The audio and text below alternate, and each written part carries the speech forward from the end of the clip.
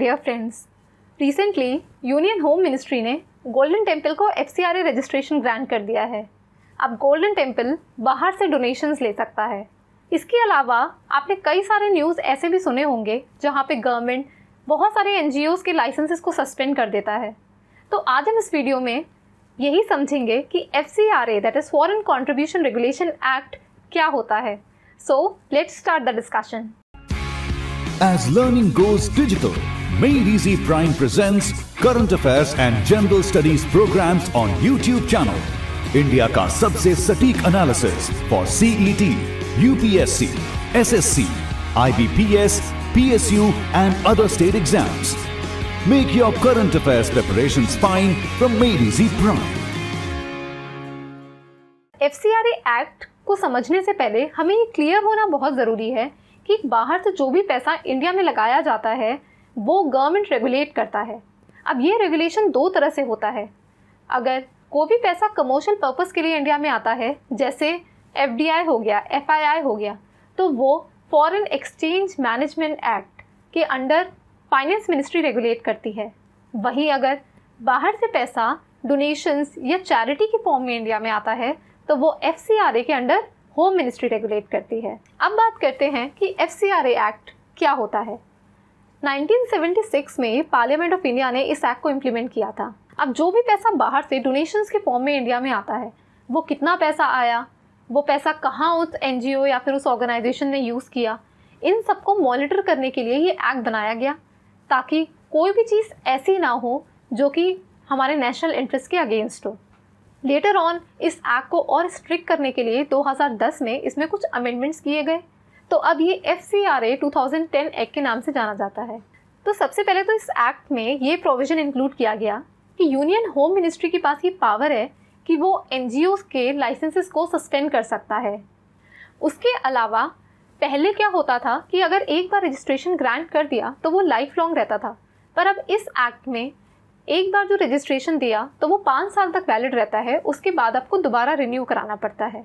इसके अलावा इस एक्ट में कुछ पीनल प्रोविजंस भी डाले गए, जैसे अगर गवर्नमेंट को ऐसा लगता है कि इस पैसे का इस्तेमाल किसी गलत चीज़ों के लिए किया जा रहा है तो 5 साल तक की सज़ा भी हो सकती है।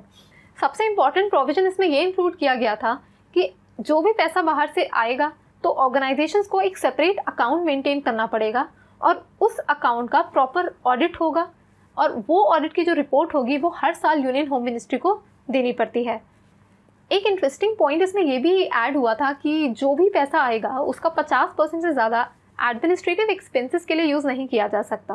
Bye administrative expenses I mean travel expenses या फिर सैलरीज हो गए। अब बात आती है कि एलिजिबिलिटी क्राइटेरिया क्या है कि किन ऑर्गेनाइजेशंस को ये डोनेशन मिल सकता है।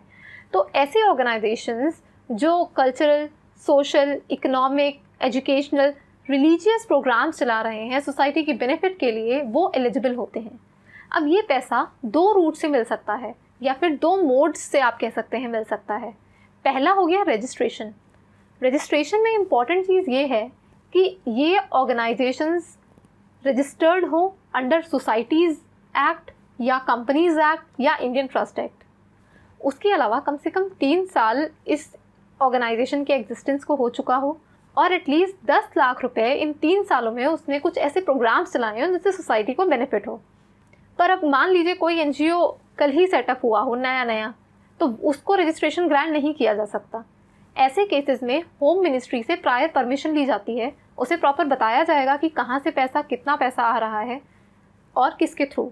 अब ऐसा नहीं है कि हर कोई एलिजिबल है इन फॉरेन डोनेशंस के लिए, जैसे कैंडिडेट्स कॉन्टेस्टिंग इन इलेक्शन, कार्टूनिस्ट, एडिटर या फिर जजेस, government servants and political parties.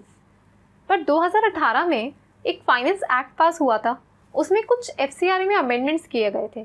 तो अब फॉरेन की अगर कोई कंपनी है और उसकी इंडियन सब्सिडरी है तो वो पॉलिटिकल पार्टी को डोनेशन दे सकता है।